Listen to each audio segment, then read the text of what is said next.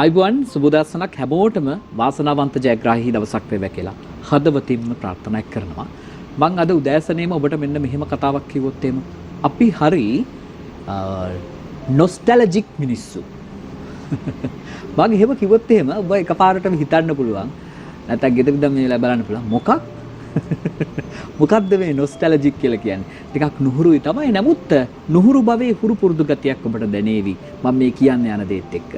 නොස්ටැලජියාව කියලා කියන්නේ අතීතයේ යම් කාල පරාසයක් පිළිබඳව, ඉන් ලද අත්දැකීම් පිළිබඳව හදවතේ ඇතිවන ආශාවටයි සෙනෙහසටයි. ඉතින් අතීතයේ යම් කාල පරාසයන් පිළිබඳව ඔබට මතකයන් ඇති බොහෝ දේවල්. සමහර වෙලාවන් වලට පාසලේ ප්‍රේමය, පළමු ප්‍රේමය, පළවෙනි වතාවට ඔහු හෝ ඇයව අතින් අල්ලා ස්පර්ශ කරපු දවස. ඔය වගේ දේවල් ඔබට මතකයට එන්න පුළුවන්. වැහිබර දිනයක කවදාකවත් අමතක නොවන විදිහට කුඩේට ගිය හැටි. මේ වගේ දේවල් ආදරය පිළිබඳ කතා බහ කරනකොට ඔය නොස්ටැලජියාව කියන එක ඇතුලේ බොහෝ වෙලාවට තිබෙනවා. නමුත් ආදරය විතරක් නෙවෙයි. ඔබ විවාහ වුණ දිනය, එසේත් නොමැතිනම් ඒ විවාහ වන තරුණයාව හෝ තරුණිය පළමු වතාවට හමු වුණ දවස. ඔය වගේ දේවල්, පළමු හමුවීම්, පළමු සිදුවීම් අතීතයේ යම් කාල පරාසයක් ඇතුලේ ඔබට අනිවාර්යයෙන්ම තියෙන්නට පුළුවන්. මම මේක කියන්න විශේෂ හේතුවක් තියෙනවා. ඒ හේතුව තමයි නොස්ටැලජියාව කියලා කියන්නේ එක්තරා විදිහක මනෝ චිකිත්සක ක්‍රියාවක්. ඇයි දන්නවද? මේක එක්තරා විදිහකට ඔබගේ හදවත තුල තිබෙන, එහෙමත් නැත්නම් ඔබ ළඟ තියෙන ආතතිය මදකට හරි එක පහ කරන්නට පුළුවන්. අපි ගොඩක් වෙලාවන් වලට වර්තමානයේ ඇතුළේ ජීවත් වෙනවා. හිර වෙලා අපි ජීවත් වෙන්නේ. නමුත් හිර වෙලා ජීවත් වන අපිට අතීතයේ යම් සිදුවීමක් මතක් කරලා ඒ සිදුවීම ආශ්‍රයෙන් අපිට තිබෙන්නා වූ හදවතේ වේදනාව, මේ වගේ දේවල් පහ කරන්නට පුළුවන් නම් කොයිතරම් දුරට අපූර්වද. ඉතින් ඒක නිසා සමහර වෙලාවන් වලට ඔබට කේන්ති යන්න පුළුවන් මේ රටේ තියෙන වාතාවරණයන් එක්ක.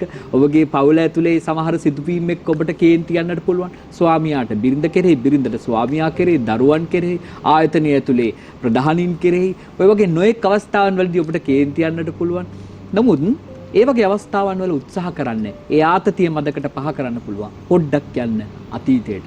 ගිහිල්ලා ලස්සන සුන්දර සිදුවීමක් මතක් කරලා අහපව් වෙන්න වර්තමානයට. ඒක නිසායි මම කියන්නේ අපි හැමෝම නොස්ටැලජික් මිනිස්සු.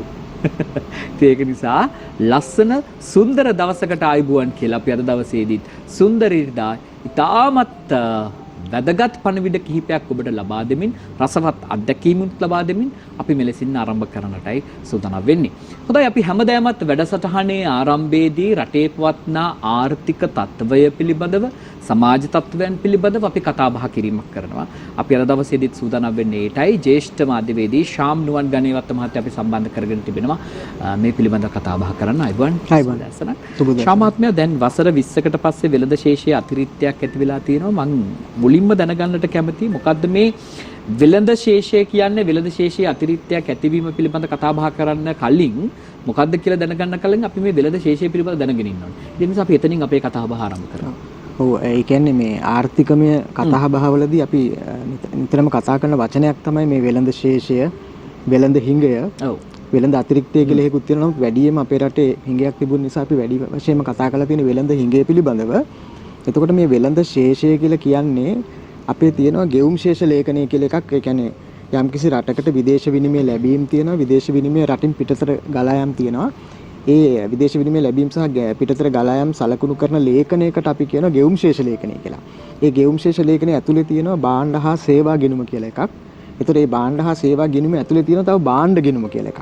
ඒතර මේ භාණ්ඩ ගිණුමේ සටහන් කරන්නේ වෙළඳ භාණ්ඩ අපනයන සහ ආනයන. ඒ කියන්නේ අපි අපේ රටින් භාණ්ඩ පිටරටට මේ අපනයනය කරනවා. ඒ වගේම අපිට අවශ්‍ය භාණ්ඩ පිටරටින් ලංකාවට ගෙන්නනවා. එතකොට මේ වෙළඳ භාණ්ඩ අපනයන සහ වෙළඳ භාණ්ඩ ආනයන අතර වෙනස පරතරය තමයි අපි මේ වෙළඳ ශේෂය කියලා කියන්නේ. ඒතර මේක භාණ්ඩ සම්බන්ධයෙන් අදාළ වෙන්නේ. ඒතර සේවා ආනයන අපනයන වෙනම තියෙනවා. නමුත් මෙතන වෙළඳ ශේෂය කියලා අදහස් කරන්නේ මේ භාණ්ඩ අපනයන සහ ආනයන අතර වෙනස. ඒතර මේක අතිරික්තයක් වෙන්න පුළුවන්, හිඟයක් වෙන්න පුළුවන්. ඒතර අපි දීර්ඝ කාලයක් තිස්සේ තිබුණේ වෙළඳ හිඟයක්. ඒකට හේතුව තමයි අපනයන ආදායමට වඩා හැම වෙලාවෙම ආනයන වියදම් වැඩි. ඒ කියන්නේ අපි අපේ භාණ්ඩ ප්‍රමාණයක් පිටරටට අපනයනය කරලා ලැබෙන ආදායමට වඩා වැඩි ප්‍රමාණයක් අපි වියදම් කරන පිටරටින් නොයෙකුත් දේවල් ගේන තෙල්, ගෑස්, ওই වගේ විදේශ රටවලින් ගේන භාණ්ඩවලට අපි වියදම් කරනවා. ඉතින් ඒ නිසා පහුගිය කාලාන්තරයක් තිස්සෙම අපිට තිබුණේ අපනයන ආදායමට වැඩි ආනයන වියදමක්. ඒ නිසා නිතරම වෙළඳ හිඟයක් තමයි තිබුණේ. ඉතින් මේ වෙළඳ හිඟය නිසා අපිට නිතරම අපිට අපේ අපනයන වලින් ලැබෙන ආදායමට වැඩි ප්‍රමාණයක් හොයාගන්න වෙනවා ඩොලර් ප්‍රමාණයක්. මේ අපි මේක විශේෂයෙන් වැදගත් වෙන මේ ඩොලර් ප්‍රශ්නයක් තියෙන කාලයක් නිසා අපිට යම්කිසි මුදල් ප්‍රමාණයක් හොයාගන්න වෙනවා මේ ආනයන ගේන්න අර අපනයන ආදායම මදි නිසා ඊට වැඩියෙන් ආනයන කරන නිසා අපිට කොයි වෙලෙත් සල්ලි වැඩිපුර ප්‍රමාණයක් විදේශ විනිමය හොයාගන්න වෙනවා ගේන්න. ඉතින් ඕක තමයි වෙළඳ ගිණුමේ මේ වෙළඳ ශේෂයේ අදහස. එතකොට ඒකේ හිඟයක් තියෙන්න පුළුවන් අතිරික්තයක් තියෙන්න පුළුවන්.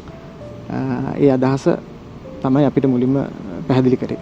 හොඳයි දැන් ඇත්තටම මේ ශාභාත්මය මේ වෙළඳ අතිරික්තයක් ඇති වෙන්න හේතු සාධක. ඒ කියන්නේ මෙහි වැදගත්කම මොන වගේද? මම කැමති ඒ පිළිබඳව දැනගන්න. මොකද්ද මේක මේ රටට වෙන බලපෑම් මොන වගේද? සමාජයට වෙන තත්ත්වයන් මොන වගේද කියන කාරණා. එතකොට අර අවුරුදු 20කට පස්සේ තමයි වෙළඳ ශේෂයේ අතිරික්තයක් ඇවිල්ලා තියෙන්නේ. ඒ කියන්නේ අපේ අපනයන ආදායම වැඩි ආනයන වියදමට වැඩිය වෙනත් පැත්තකින් කියනවා නම් ආනයන වියදම ඉක්මවා ගිහිලා තියෙන අපනයන ආදායම. ඒකේ වැදගත්කම තමයි අපිට මේ විදේශ විනිමය සම්පූර්ණයෙන් ඇති අපේ අපනයන ආදායමින් අපි හොයාගන්න විදේශ විනිමය ප්‍රමාණය සම්පූර්ණයෙන් ප්‍රමාණවත් වෙනවා අපිට පිටරටින් අවශ්‍ය භාණ්ඩ ප්‍රමාණය ගෙන්න ගන්න. එතකොට ඒ නිසා අපිට අමුතුවෙන් විදේශ විනිමය හොයාගන්න ඕනේ සම්පූර්ණයෙන් ප්‍රමාණවත් වෙලා වෙළඳ අතිරික්තයක් තියෙනවා නම් තව විදේශ විනිමය ප්‍රමාණයක් ඉතුරුත් වෙනවා. ඉතින් ඒ නිසා ඒක ඊටාම වැදගත් අපිට මේ විදේශ විනිමය අර්බුදයක් තියෙන මේ වගේ වෙලාවකදී. එතකොට මේ 2020 අගෝස්තු මාසේ තමයි මුලින්ම මීට පෙර වෙළඳ අතිරික්තයක් වාර්තා වෙලා. කියන්නේ අපනයන ආදායම් වැඩි ආනයන වියදමට වඩා වැඩි තත්ත්වයක් වාර්තා වුණේ 2002 අගෝස්තු මාසෙදී. ඒ වෙලාවේ වාර්තා වෙලා තියෙන ඇමරිකානු ඩොලර් මිලියන 110ක්. හැබැයි දැන් මේ වෙලාවේ අපේ වාර්තා වෙලා තියෙන්නේ සුළු ප්‍රමාණයක්. මේ වෙලාවේ වාර්තා වෙලා තියෙන ඇමරිකානු ඩොලර් මිලියන 21ක්. ඒ කියන්නේ මේ ජුනි මාසේ 2022 ජුනි මාසේ වාර්තා වෙලා තියෙනවා සුළු වෙළඳ අතිරික්තය. නමුත් ඒ සුළු වුණත් ඒ අතිරික්තය කියන සංකල්පයේ වැදගත්කම තමයි අපිට මේ අපේ අපනයන ආදායම සම්පූර්ණයෙන් ප්‍රමාණවත් ආනයන වියදම් දරන්න. එතකොට ගිය අවුරුද්දේ ජුනි මාසේ ගත්තොත් එහෙම වෙළඳ හිඟයක් තිබිලා තියෙනවා. සාමාන්‍යයෙන් අපි සසඳන්නේ මේ අවුරුද්දේ මාසෙයි ගිය අවුරුද්දේ ඒ මාසෙයි අගයන් දෙක තමයි සාමාන්‍යයෙන් සසඳන්නේ. ඒතර ගිය අවුරුද්දේ ජුනි මාසේ තිබිලා තියෙනවා වෙළඳ හිඟයක් ඇමරිකානු ඩොලර් මිලියන 652ක. එතකොට ඒක මේ අවුරුද්දේ ජුනි මාසේ වෙනකොට ඇමරිකන් ඩොලර් 21ක අතිරික්තයක් බවට පත් වෙලා තියෙනවා. ඒකට හේතුව තමයි ඊළඟට අපනයන ආදායම වැඩි වෙලා තියෙන මේ ජුනි මාසේ ඇමරිකන් ඩොලර් මිලියන 1248ක් දක්වා. ඒතර ගිය අවුරුද්දේ ජුනි මාසේ අපනයන ආදායම තිබිලා තියෙනවා ඇමරිකන් ඩොලර් මිලියන 1007ක්. එතකොට ඒක වර්ධනය වෙලා තියෙනවා 123.9කින්. ඒ වගේම ආනයන වියදම් ගත්තොත් ගිය අවුරුද්දේ ජුනි මාසේ තිබිලා තියෙන ඇමරිකන් ඩොලර් මිලියන 1659ක්. ඒ වගේම ඒක වර්ධනය වෙලා ඒක අඩු වෙලා තියෙනවා. දැන් මේ අතිරික්තයක් ඇවිල්ලා තියෙන ආනයන වියදම් අඩු වීම නිසා අඩු වෙලා තියෙන ඇමරිකන් ඩොලර් මිලියන 1226 දක්වා 126.1කින් ආනයන වියදම් අඩු වෙලා. ඒතර අපනයන ආදායම් වර්ධනය වීමේ වේගයටත් වැඩි වේගයකින් ආනයන වියදම් අඩු වෙලා තියෙනවා. ඒ නිසා තමයි මේ වෙළඳ අතිරික්තයක් ඇති වෙලා තියෙන්නේ. ඒ මාස දෙකේ මම සංසන්දනය කළේ. ඊට පස්සේ අපි බැලුවොත් එහෙම මේ අවුරුද්දේ සම්පූර්ණ මාස 6ක කාලයක් සඳහා බැලුවොත් එහෙම ගිය අවුරුද්දේ ජනවාරි සිට ජුනි දක්වා මාස 6ක කාලයේදී අපිට අපනයනය කළා තියෙනවා ඇමරිකන් ඩොලර් මිලියන 5699ක්. ඒ වගේම අපි සමත් වෙලා තියෙනවා මේ අපනයන වර්ධනය කරගන්න ඇමරිකන් ඩොලර් මිලියන 6514 දක්වා 114.3කින් මේ අවුරුද්දේ මාස 6ේදී. ඒ වගේම ගිය අවුරුද්දේ පළවෙනි මාස 6ේදී ආනයන වියදම් තිබිලා තියෙන 10015යි ඇමරිකන් ඩොලර් මිලියන. මේ අවුරුද්දේ එක වැඩි වෙලා තියෙන ඉතාමත්ම සුළු වශයෙන් ඇමරිකන් ඩොලර් මිලියන 10028 දක්වා. එතකොට මාස 6 සංසන්දනය කරාම ගිය අවුරුද්දටයි මේ අවුරුද්දටයි සාපේක්ෂව පළවෙනි මාස 6ේදී වෙළඳ හිඟය අඩු වෙලා තියෙනවා ඇමරිකන් ඩොලර් මිලියන 4316 සිට ඇමරිකන් ඩොලර් මිලියන 3514 දක්වා ඇමරිකන් ඩොලර් මිලියන 802කින් වෙළඳ හිඟි අඩුවීමක් වෙලා තියෙනවා. එතකොට මේ වෙළඳ අතිරික්තයක් මේ සෑහෙන කාලයකට පස්සේ වාර්තා වෙලා තියෙනවා. හැබැයි මේකේ මේ හේතුව තමයි අපිට ඩොලර් නෑ ගේන්න. අපි විශාල වශයෙන් මේ අවස්ථාවේදී රටේ තියෙන විදේශ විනිමය අර්බුදය හැම අපි ආනයන සීමා කරලා තියෙනවා. ඒ කියන්නේ අත්‍යවශ්‍ය නොවන ආනයන වගේම හදිසි නොවන ආනයන සීමා කරලා තියෙන ශ්‍රී ලංකා මහ බැංකුවත් රජයත් එකතු වෙලා නොයෙකුත් ආනයන පාලන ක්‍රියාමාර්ග අනුගමනය කරලා එවැනි භාණ්ඩ සීමා කරලා තියෙනවා. ඒ නිසා ඒවට කරන වියදම් අඩු වෙනවා. ඊට අමතරව අපිට අත්‍යවශ්‍ය දේවල් ගෙන්න ගන්නත් අපිට ඩොලර් නෑ. ඒ කියන්නේ මේ තෙල් ටික ගෙන්න ගන්න, ගෑස් ටික ගෙන්න, ඖෂධ ටික ගෙන්නත් අපිට විදේශ විනිමය අර්බුදයේ හැමුවේ අපිට විදේශ විනිමය නැහැ. එතකොට දැන් මේකේ අතිරික්තේ හොඳ වුණාට මේ හොඳ වෙලා තියෙන්නේ මේ සාමාන්‍ය තත්ත්වයක් යටතේම නෙවෙයි. අපි අර විශාල වශයෙන් ආනයන සීමා කිරීම නිසාත් ඒ වගේම අපිට අත්‍යවශ්‍ය නොවන ආනයන අත්‍යවශ්‍ය ආනයන ටිකවත් ගේන ඩොලර් නැති නිසා අපි ඉතින් සල්ලි ඩොලර් වියදම් කළා ඒවා ගේන්න නැත්නම් ඒ වියදම අඩු වෙනවනේ. ඉතින් ඒ නිසා අපිට මේ අතිරික්තයක් ඇති වෙලා තියෙනවා. ඉතින් නමුත් සාමාන්‍ය කාලයකදී නම් මේ වගේ අතිරික්තයක් ගොඩාක් වැදගත්. මේ වගේ විශාල වශයෙන් ආනයන සීමා කරන්නේ නැතුව අපනයන වර්ධනය වෙලා ආනයන අඩුවීම තුලින් අපිට පුළුවන් නම් වෙළඳ අතිරික්තයක් ඇති කරගන්න සාමාන්‍ය කාලයකදී ඒක ඉතාමත්ම වැදගත්කමක් තියෙනවා. නමුත් මේ වෙලාවේ ඇති වෙලා තියෙන්නේ අපි විශාල වශයෙන් අර ආනයන සීමා කිරීම නිසා ආනයන වියදම් අකණ්ඩව අඩු වෙලා තියෙනවා. හැබැයි ඒ නිසාම අපි දන්නවනේ තෙල් නැති වුණොත් ආර්ථික ක්‍රියාකාරකම් ඔක්කොම අකර්මණ්‍ය වෙනවා. ඒ නිසා මේකේ මේ වෙළඳ අතිරික්තය හොඳමයි කියන්න බෑ. මොකද ආනයන අත්‍යවශ්‍ය දේවලුත් සීමා කරලා තියෙනවනේ. දැන් බෙහෙත් ඩොලර් දීලා බෙහෙත් ගෙනාවේ නැතොත් එහෙම සමහර ලෙඩ්ඩු මැරෙයි. වෙළඳ අතිරික්තය ගැන කතා කරලා වැඩක් නැහැ. මොකද අත්‍යවශ්‍ය ඖෂධ ටික නැත්තම් එහෙම ප්‍රශ්නයක් තියෙනවා මේ වෙලාවේ. හැබැයි මේක දිගු කාලීනව අපිට පුළුවන් නම් අපනයන වර්ධනය කළා මේ ආනයන වියදම් අත්‍යවශ්‍ය දේවල් කරන්න වෙයි ඉදිරියට මේ විනිමය අර්බුදයේ කිසියම් දුරකට සමනය වීමත් සමග කොහොමද එහෙම කරනවා කියලා කිව්වා මං හිතන්නේ නේ. ඔව්. ඉතින් ඒ නිසා මේ වෙළඳ අතිරික්තය පවත්වාගෙන යන්න පුළුවන් නම් දිගටම ඒ කියන්නේ අත්‍යවශ්‍ය ආනයන කිරීමේදී අපිට ආනයන වියදම් ටිකක් වැඩි වෙයි. හැබැයි ඊට වැඩි වේගයකින් අපිට අපනයන වැඩි කරගන්න වෙනවා. අපි දීර්ඝ කාලයක් තිස්සේ තියෙන සමස්ත ආර්ථිකයේ තියෙන ගැටලුවක් තමයි මේ වෙළඳ හිඟයයි අයවැය හිඟයයි. ඒතර මේ වෙළඳ හිඟයේ මේ මගහරව ගන්න නම් අඩු කර ගන්න නම් අපනයන ආදායම අපනයන වෙත යොමු වුණු අපනයන පදනම් කරගත් ආර්ථිකයක් බවට අපි පරිවර්තනය කරන්න ඕනේ. ඒක මේ විදේශ විනිමය අර්බුදයේ මූල හේතුවක්. ඒක මේ විශාල වෙළඳ හිඟයක් තිබීම. එතකොට ඒකත් සමග මේ වර්තමාන කෙටි කාලීන හේතු උග්‍ර වෙලා තමයි අපි මේ බරපතල ආර්ථික අර්බුදයකට මේ වෙලාවේ මුහුණ දීලා තියෙන්නේ. හැබැයි ওই වෙළඳ හිඟයයි අයවැය හිඟයයි කියන දෙක ආර්ථිකයේ දශක ගණනාවක් තිස්සේ මේ ව්‍යුහාත්මක ගැටලුව තිබුණා. ඒ ගැටලුව තීදී අපිට ඒක පෙනුන්නේ නැත්තේ අපි අර සංචාරක ආදායමෙන් නොයෙකුත් විදේශ විනිමය ආදායම් වලින් ඒව ගෙවලා විදේශ ණයත් අරගෙන ඒක පියවගෙන ගිය හින්දා අපිට මේ විශාල හිඟයක් මේ වගේ පීඩනකාරී තත්ත්වයක් දැනුන්නේ නැහැ. නමුත් කොරෝනාවත් සමග සංචාරක ආදායම් බිඳුවටම වැටිලා විදේශ විනිමය පේෂණත් අඩු වෙලා අපිට මේ අවුරුදු විතරක් ඇමරිකන් ඩොලර් බිලියන 6.8ක විශාල විදේශ ණය ප්‍රමාණයක් ගෙවන්න තියෙනවා. ඉතින් ඒවා ගෙවන්නම තිබුණා. නමුත් අපි අප්‍රේල් 12 දින අපේ සම්පූර්ණ විදේශ ණය ගෙවීම తాවකාලිකව අත්හිටුවා. අපේ මේ විදේශ විනිමය නොමැති නිසා සංචිතය හොඳටම අඩුවීම නිසා.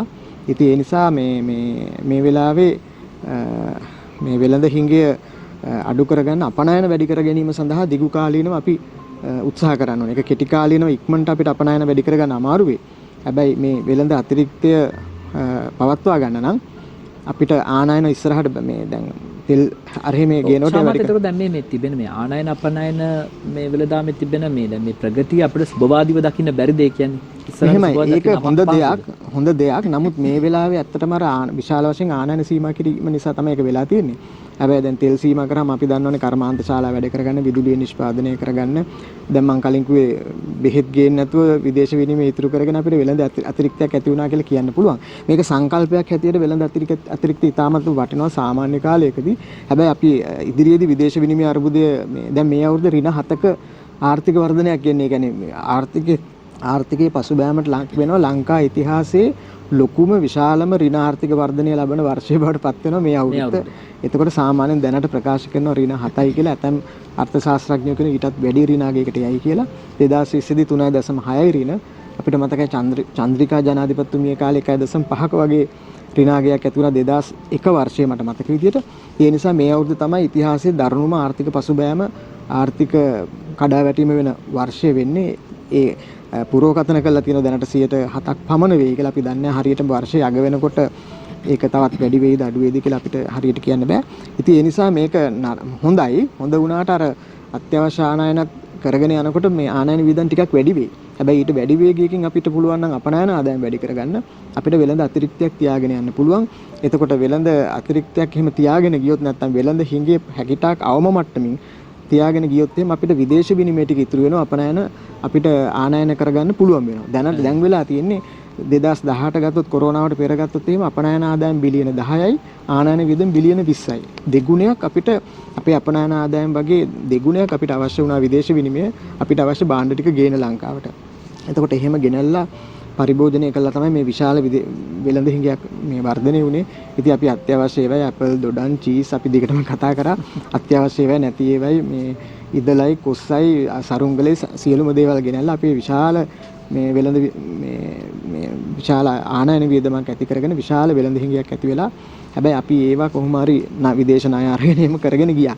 හැබැයි ණය ශ්‍රේණිගත කිරීම ශ්‍රී ලංකාවේ ණය ශ්‍රේණිගත කිරීමුත් පහළට බැස්ස නිසා අපිට විදේශ ජාත්‍යන්තර වෙළඳපොළ ගිහිල්ලා ණය ගන්නත් බැරි තත්ත්වයක් ඇති වුණා. හැබැයි ණය ගෙවන්න තියෙන අති විශාල වශයෙන් පහුගිය කාලේ ගත්ත ණය එකතු වෙලා විශාල ණය ප්‍රමාණය මම හිතන්නේ 2028 දක්වා අවුරුද්දකට මේ සාමාන්‍යයක් වශයෙන් ඇමරිකන් ඩොලර් බිලියන 5කට එහා ගිය ණය ප්‍රමාණයක් ගෙවන්න තියෙනවා. ඉතින් ඒවා ගෙවන්න බැරි තත්ත්වයටපත් වෙලා ඉතිහාසයේ පළවෙනි වතාවට 2000 මේ අවුරුද්දේ අප්‍රේල් 12 වෙනිදා අපි ණය ගෙවීම පහර හැරි අපි ලෝකෙටම ප්‍රකාශ කරා අපිට ණය ගෙවා ගන්න බෑ තවදුරටත් කියලා. ඒක විශාල කැලලක්. මෙච්චර කල් අපි කතා කරේ නිකැලල් ඉතිහාසයක් ගැන ණය ගෙවීම පිළිබඳව. ඒතර පළවෙනි පාට අපිට ණය ගෙවන්න බැරි වුණා. ඉතින් ඒ නිසා දැන් අපි විශාල අර්බුදයකටපත් වෙලා ඉන්නේ. අපි ඒක කවුරුත් දන්නවා. අපි දිගටම කතා කරලා තියෙනවා. ඉතින් මේ තත්ත්වයන් නිවැරදි කරගෙන අපි මේ පහළට වැටුණු බලෙන් ක්‍රමානුකූලව ගොඩේම පිළිබඳව තමයි ඉන්නේ. නමුත් අපි තාමත් දුකේ ඇලි ගලි ඉන්නේ. නමුත් දැන් තෙල් ටිකක් ওই QR කෝඩ් එකකින් තෙල් ටිකක් ගහ ගන්න පුළුවන්. ගෑස් ටිකක් දැන් නම් පොලින් ටිකක් අඩුයි. ටිකක් අඩු වෙලා තියෙනවා. යම් කිසි සමනයක් ලැබිලා තියෙනවා.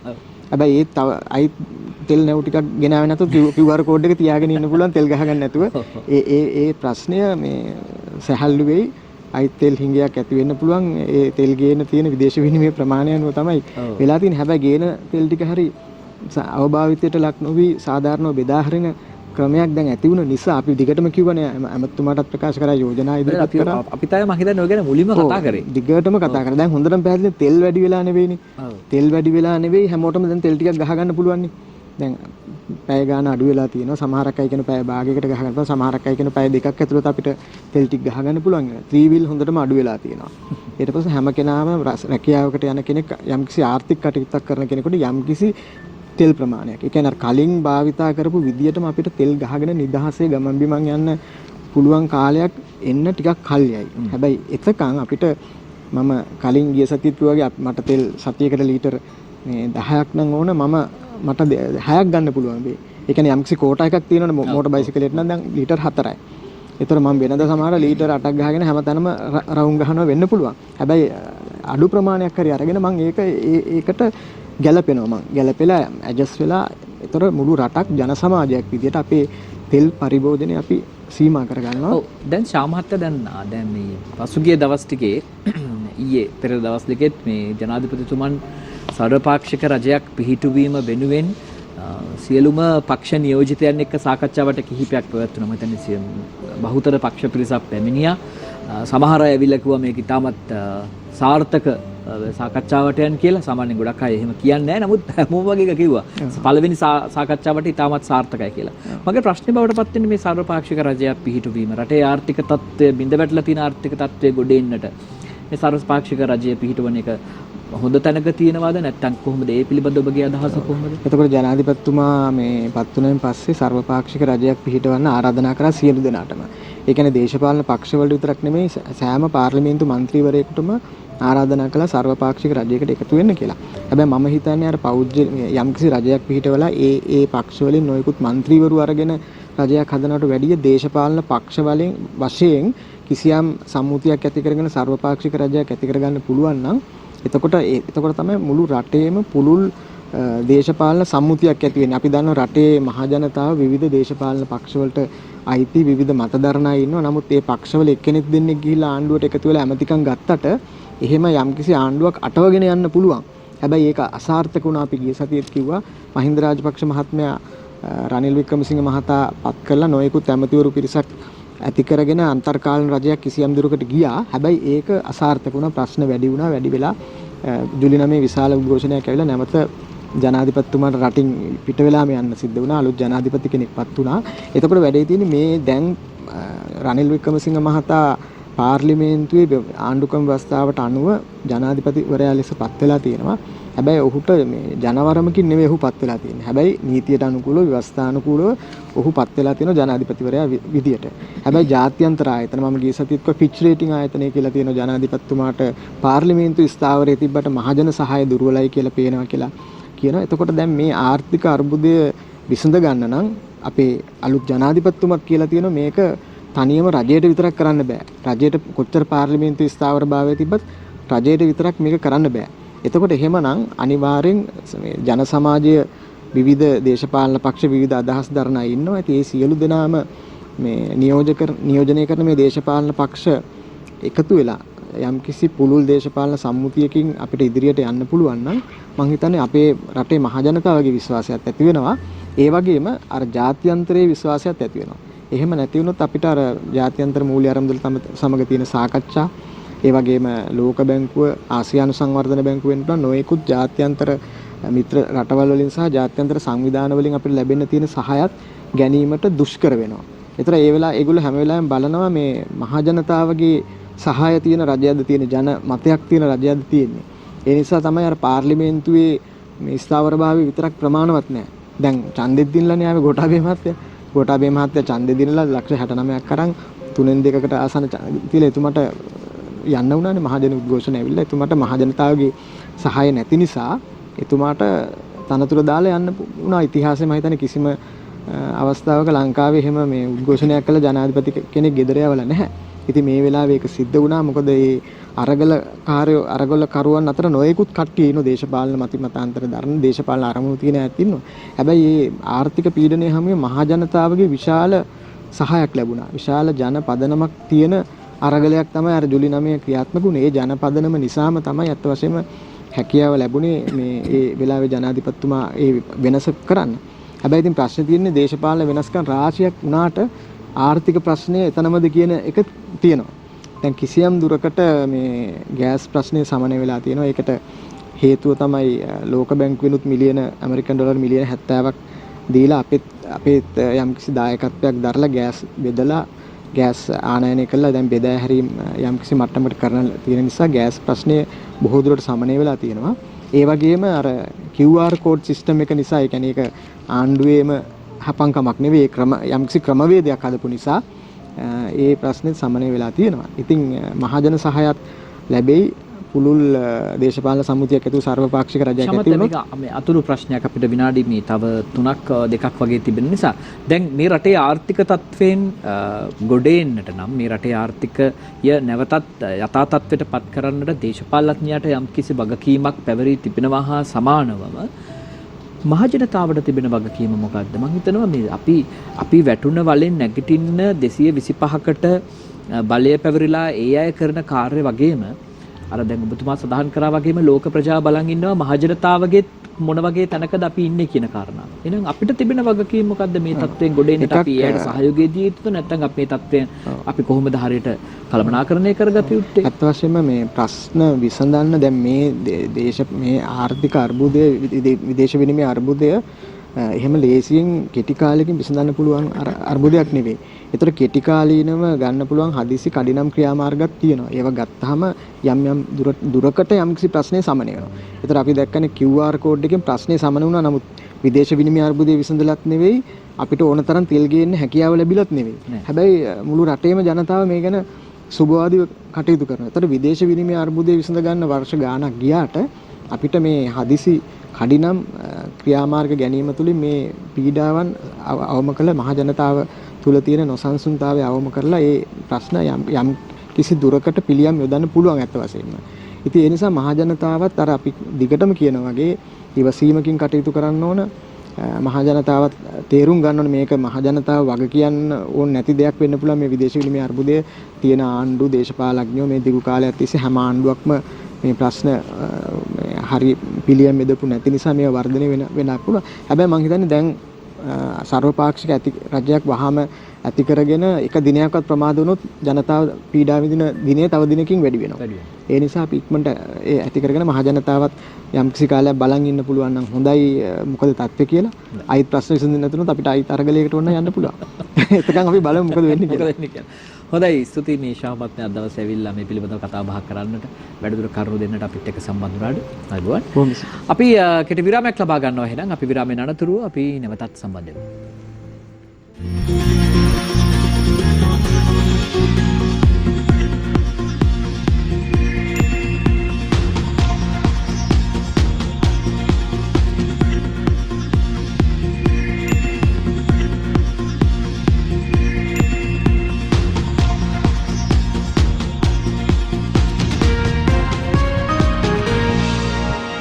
දිනපතා අලුත් වීඩියෝ සහ ප්‍රවෘත්ති නැරඹීමට ඉහත බටන් එක ක්ලික් කර සියත TV සබ්ස්ක්‍රයිබ් කරන්න.